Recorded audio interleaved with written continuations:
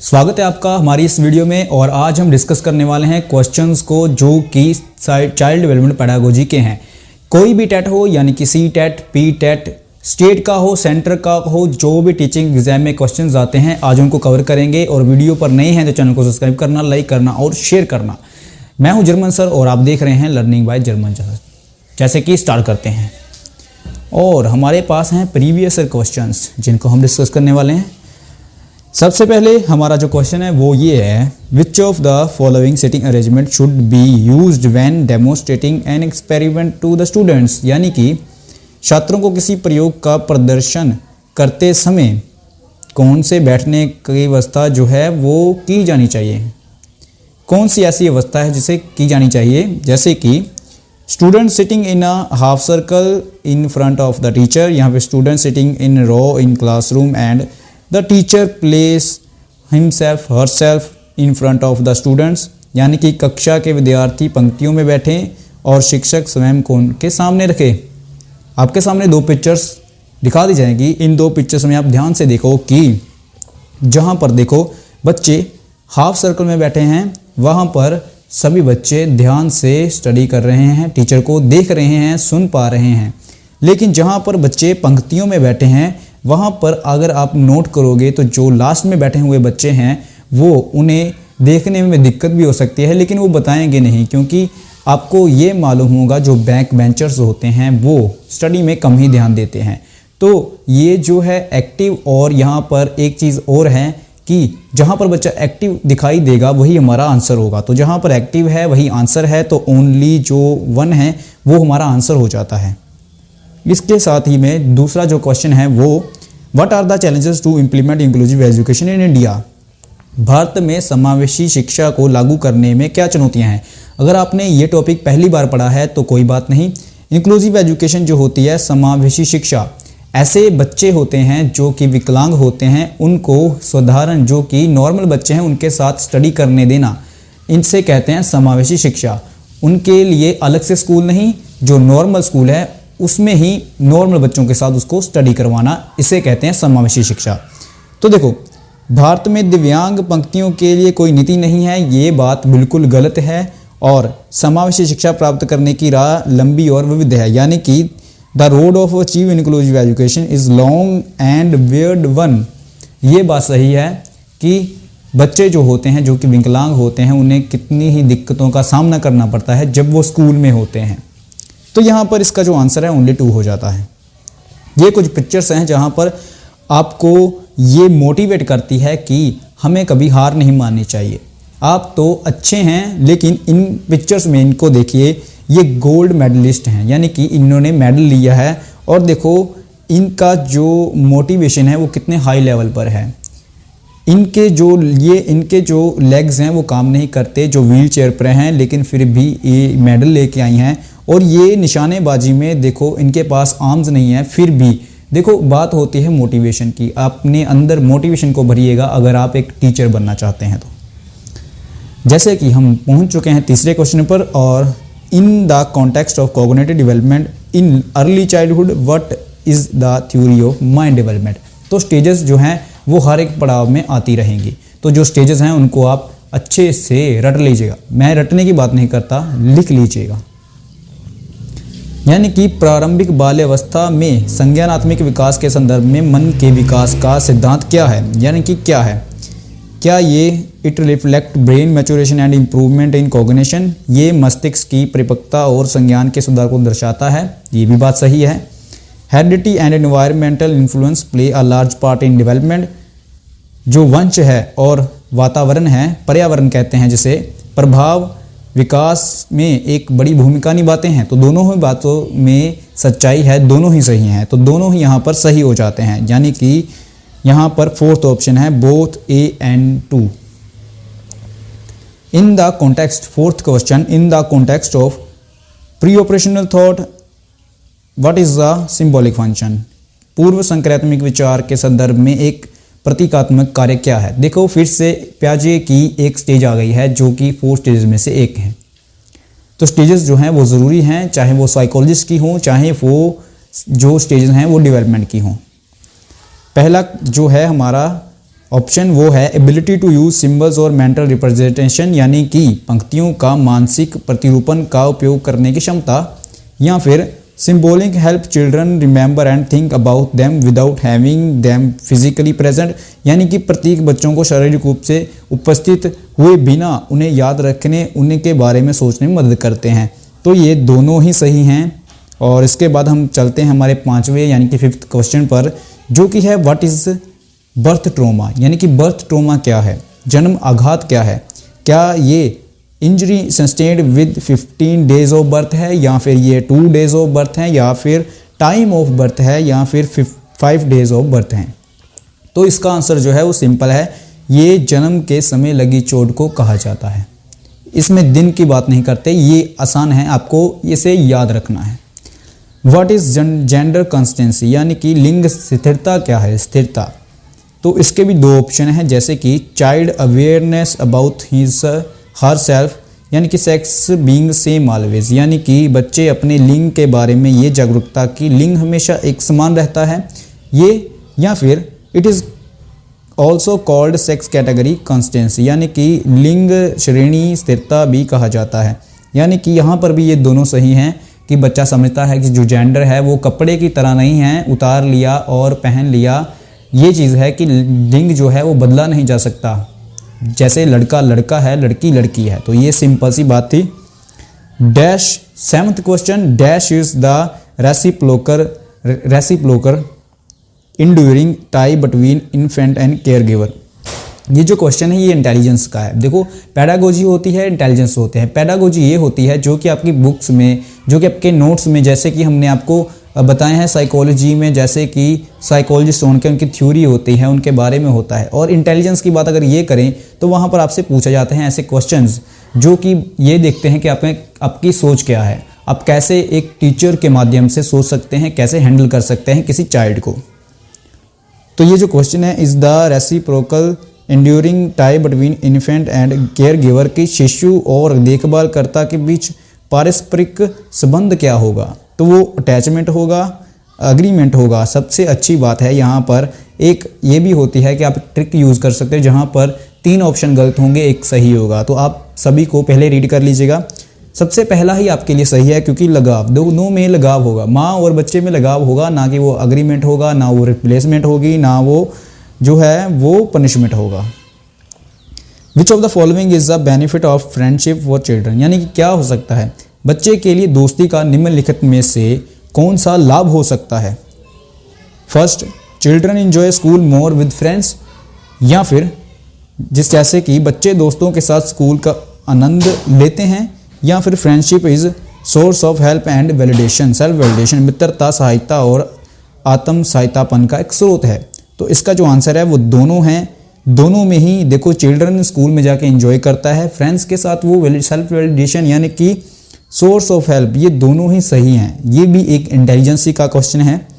In the context 9th question, in the context of physical development in the adolescence which one of the following statement describe maturation, यानी कि किशोर अवस्था में शारीरिक विकास के संदर्भ में निम्नलिखित में से कौन सा कथन परिपक्वता का वर्णन करता है। कौन सा कथन करता है, जैसे कि 1 the process typically takes about 4 years for both genders, यानी कि इस प्रक्रिया में आमतौर पर दोनों लिंगों के लिए लगभग 4 साल लगते हैं।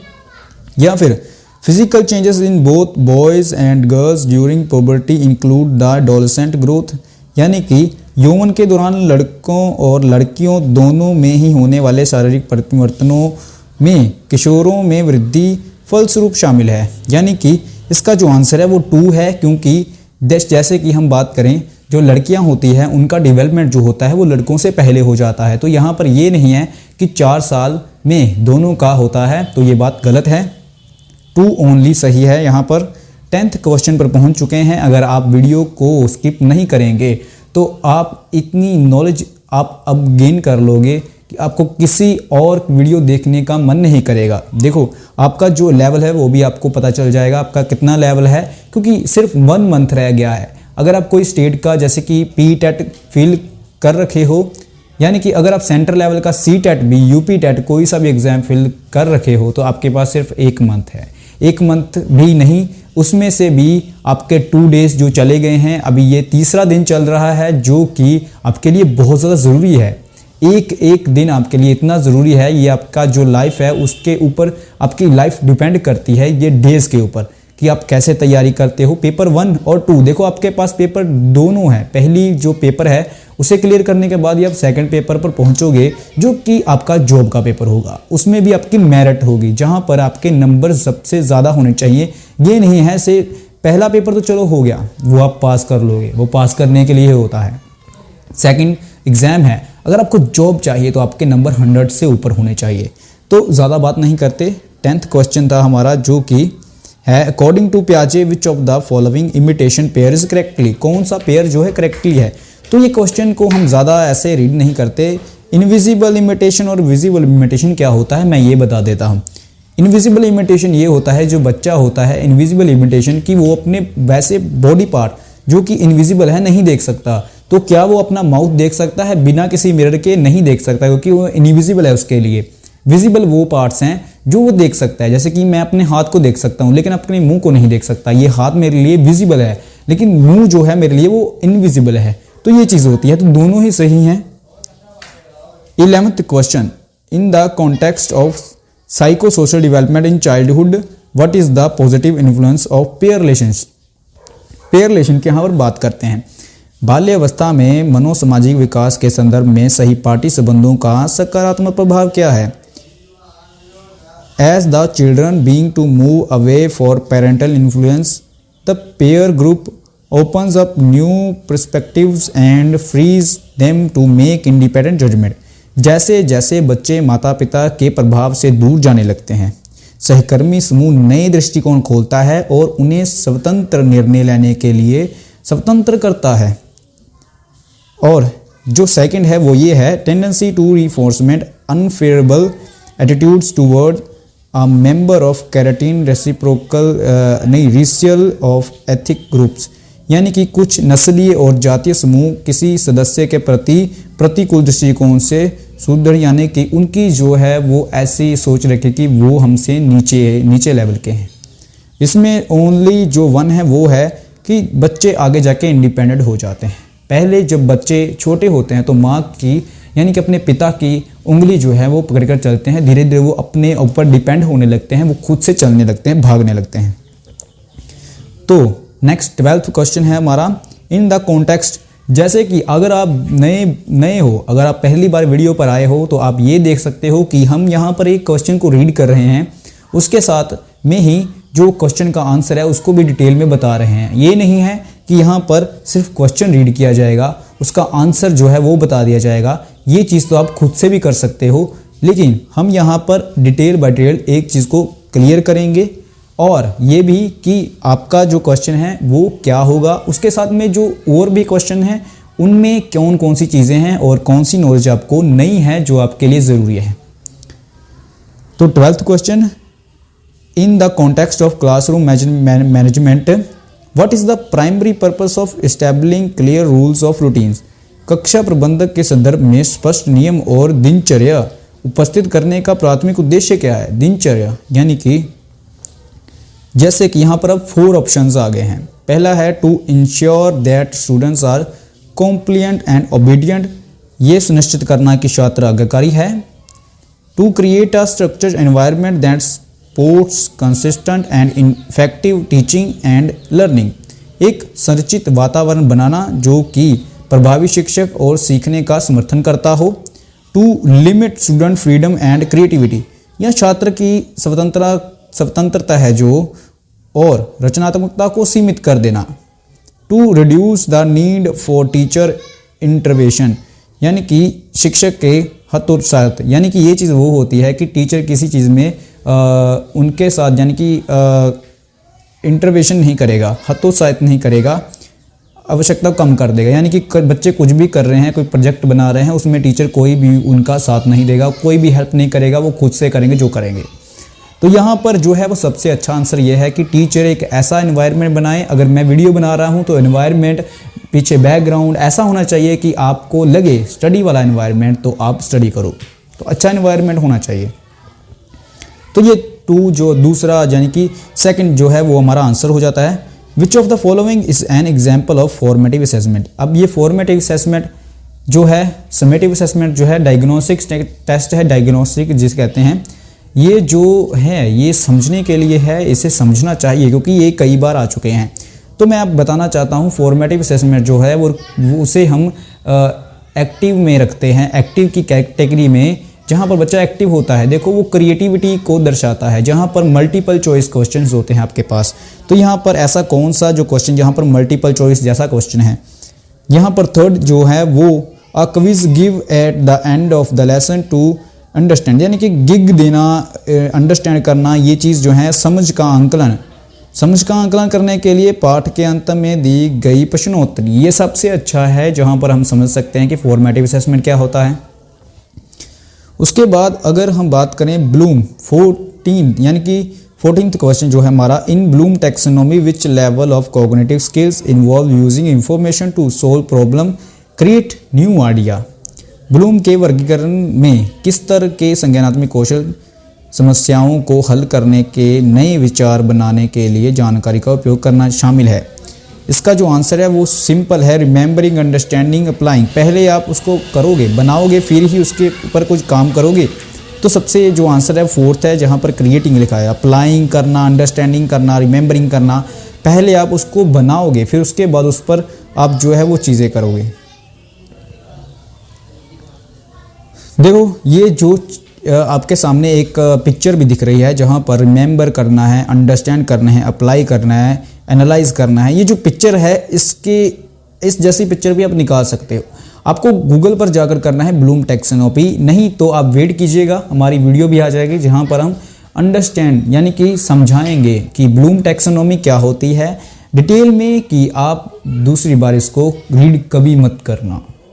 करोगे नहीं, क्योंकि एक बार में ही आप रीड कर लोगे, समझ जाओगे, आपको दूसरी बार रीड करने की यानी कि ज़रूरत नहीं पड़ेगी। तो ज़्यादा बात नहीं करते, 15 क्वेश्चन पर जाते हैं, जहाँ पर है पियाजे concept of egocentrism is most accurately observed in which stage of cognitive development. फिर से हमारी यहाँ पर स्टेज आ गई है, कौन सी स्टेज है पियाजे की, जहाँ पर बच्चा अहम कदर की अवस्था में होता है। तो देखो सेंसरी मोटर होती है जो, वहाँ पर बच्चा सेंसर से सीख सकता है। सेंसर्स जो होते हैं वो बच्चे के एक टीचर के जैसे होते हैं। प्री ऑपरेशनल स्टेज, तो यहाँ पर मैं एलिमिनेशन मेथड को यूज़ करता हूँ, जैसे कि फॉर्मल ऑपरेशनल जो होती है वो कल्पना कर पाना, ऐसी स्टेज होती है जहाँ पर बच्चा कल्पना कर पाता है कि 2 और 2 4 होते हैं, माइंड में ही कर लेगा। 4 और 4 8 होते हैं, ये माइंड में ही कर लेगा। कॉन्क्रीट ऑपरेशनल, जहाँ पर उसके जो लैक्स होते हैं वो रिमूव हो जाते हैं, कि पानी बर्फ़ बन सकता है, बर्फ़ पानी बन सकता है, ऐसी चीज़ें। और जहाँ पर हमारी सेंसरी मोटर है, अभी कौन सी जो स्टेज है वो बच जाती है, वो है प्री ऑपरेशन स्टेज। तो यही हमारा आंसर है। देखो अगर मुझे नहीं भी मालूम होगा फिर भी मैं इसका आंसर ढूंढ लूँगा। ये एलिमिनेशन मेथड इसको कहा जाता है। 16 क्वेश्चन 2, जैसे कि अकॉर्डिंग टू पियाजे which of the following best describe to purpose यानी कि प्रोसेस ऑफ असिमिलेशन। पियाजे के अनुसार निम्नलिखित में से कौन सा आत्मसातीकरण की प्रक्रिया का सबसे अच्छा वर्णन करता है। Adapting existing schema to incorporate new information, यानी कि नई जानकारी को शामिल करने के लिए मौजूदा स्कीमा को अपनाना, यानी कि या फिर creating new schema to deal with new information, नई जानकारी से निपटने के लिए नई स्कीमा बनाना, या फिर integrating new information into existing schema without altering. Altering ये होता है बदलाव किए बिना, यानी कि नई जानकारी को मौजूदा स्कीमा में बिना बदलाव किए एकत्रित करना, या फिर recognising schema to the better fit new concept, यानी कि एक नई अवधारणा को बेहतर ढंग से फिट करने के लिए स्कीमा को पुनर्गठित करना। ये बिल्कुल सही नहीं है। यहाँ पर जो आंसर है वो ये है कि नई जानकारी को मौजूदा स्कीमा में बदलाव किया जाना। मैं ये नहीं कहना चाहता कि आप हमारी वीडियो देखिए जाके, जहाँ पर हमने कहा है सिमुलेशन क्या होता है, कॉम्बिनेशन क्या होता है, मैं इस वीडियो में ही आपको बता देता हूँ। सिमुलेशन, जब कोई नई चीज़ देखते हैं उसको अपने माइंड में ऐड कर लेते हैं, मैं ज़्यादा डिटेल में नहीं जाऊँगा, ऐड कर लेते हैं। अकोमोडेशन होता है अगर हमारे माइंड में कोई ऐसी चीज़ है जो ऐड है उसको हम अगर बदल देते हैं। जैसे कि मैंने कोई बर्ड देखी है और मैं एरोप्लेन भी देख लेता हूँ। बर्ड देखी है, मैंने दिमाग में ऐड कर लिया, वो सिमुलेशन है। लेकिन मैंने एरोप्लेन देख लिया, अब मुझे लगा कि ये भी एरोप्लेन जो है ये भी बर्ड है, तो मैं अगर मैं समझूं, अगर मुझे कोई बताएगा कि एरोप्लेन जो है और एरोप्लेन और बर्ड अलग है तो मैं उसे एकोमोडेशन के सहारे से उसे बदल दूंगा। तो ये चीज़ होती है। तो थर्ड इसका आंसर था। तो 17 question, which development concept involves the gradual process by which children learn the social norms and behaviour appropriate to their culture. This यानी कि किस विकासात्मक अवधारणा में वह क्रमिक प्रक्रिया शामिल है जिसके द्वारा बच्चे सीखते हैं सामाजिक मानदंड और व्यवहार उनकी संस्कृति के लिए उपयुक्त है। यहाँ पर जो फर्स्ट आंसर है समाजीकरण। समाजीकरण सबसे अच्छी चीज़ है। इंटरलाइजेशन, असिमिलेशन, अकोमोडेशन। अब देखो क्वेश्चन को रीड कीजिएगा, वहाँ पर ये बैठते ही नहीं है। असिमिलेशन, अकोमोडेशन यहाँ पर कोई बात नहीं है, ये हमने पहले डिस्कस किया हमारे जो 16 क्वेश्चन में उसमें थे। इंटरलाइजेशन नहीं है, आत्मसाती करनी, यहाँ पर सोशलाइजेशन है। What is the term of 18th question? What is the term of phenomenon where adolescents believe they are unique and that no one else can understand their experience? उस घटना के लिए क्या शब्द है जहां किशोर का मानना है कि उनके अनुभवों को कोई नहीं समझ सकता? तो ये पर्सनल फेमल है। यहाँ पर मैं कोई ऐसी चीज़ नहीं यूज़ करने वाला कि इमेजिनरी ऑडियंस नहीं है। ये इमेजिनरी ऑडियंस जो होती है वो ईगोसेंट्रिज्म जैसी ही होती है, जहाँ पर लगता है कि हर समय आपको कोई देख रहा है, आपने अगर अच्छे कपड़े नहीं पहने तो लोग क्या कहेंगे, ऐसी चीज़ें होती हैं। ईगोसेंट्रिज्म भी यहाँ पर है। तो यहाँ पर देखो मैंने उसके जैसा बताया, ईगोसेंट्रिज्म भी अलग है, सेल्फ डिफेंसी नहीं है, पर्सनल फेबल है यहाँ पर कि अपनी बात कर रहे हैं। Which attachment style identified by Mary Ainsworth is characteristics by children who show distress when a caregiver lives। यानी कि अगर सीधी सी बात करें तो मैरी एम्सवर्थ द्वारा पहचानी गई कौन सी लगाव शैली उन बच्चों की विशेषता है जो देखभाल करने वाले के चले जाने पर परेशानी दिखाते हैं और उनके लौटने पर आसानी से मानते नहीं हैं। आसानी से वो जो हैं वो रूठ जाते हैं लेकिन आसानी से मानते नहीं हैं। तो ये अभिवेलेंट रेजिस्टेंट अटैचमेंट कहा जाता है इसे। जैसे कि आप यहाँ पर साइन ऑफ एनोनिक्स यानी कि ये जो आपके सामने है पिक्चर्स यहाँ पर देख सकते हैं। कुछ बच्चों की ऐसी कैटेगरी होती है जहाँ पर वो लगाव तो करते हैं लेकिन बाद में रूठ जाते हैं। रील्स आप इंस्टा पे रील्स देखते हो, वहाँ पर कुछ बच्चे होंगे ना कि एक बार अगर वो रूठ गए तो रूठ गए, अच्छे जल्दी से मानते नहीं हैं। बड़ों में भी कुछ ऐसी चीज़ें होती हैं।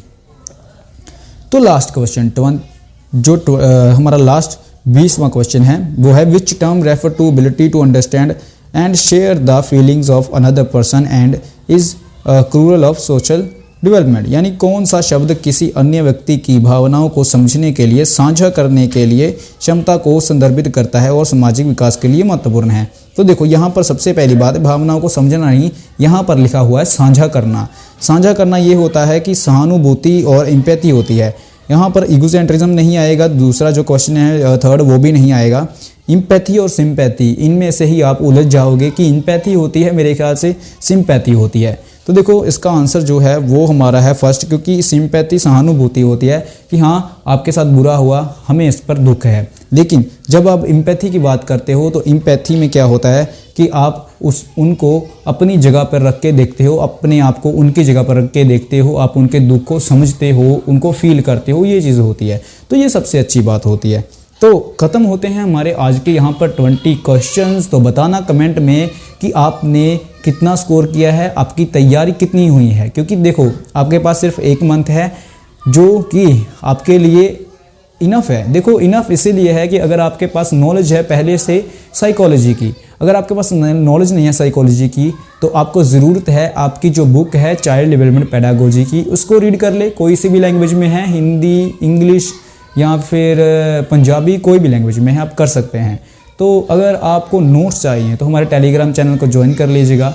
इंस्टा पर हमें फॉलो कर लीजिएगा, क्योंकि इंस्टा पर हम न्यू अपडेट्स कोई भी आते हैं वो आपको बताते रहते हैं। हाँ, CTET के अलावा कोई और भी जॉब आती है जैसे कि जो प्राइवेट सेक्टर में भी होती है वो भी, उसके बारे में भी नॉलेज देंगे। और अगर आप वीडियो पर नए हैं, फिर से एक बार अगर आप वीडियो पर नए हैं तो चैनल को सब्सक्राइब करना, लाइक करना और शेयर करना, क्योंकि तैयारी ज़रूरी है। गवर्नमेंट जॉब लेने के लिए मेहनत करनी पड़ेगी अगर आप एक अच्छे टीचर बनना चाहते हो। तो मिलते हैं नेक्स्ट वीडियो में, जहां पर हम क्वेश्चंस को फिर से रिवाइज करेंगे और हमारा नेक्स्ट टॉपिक वैसे तो होने वाला है प्रिंसिपल ऑफ डेवलपमेंट, यानी कि समझेंगे क्या क्या प्रिंसिपल्स हैं डेवलपमेंट के। तो मिलते हैं।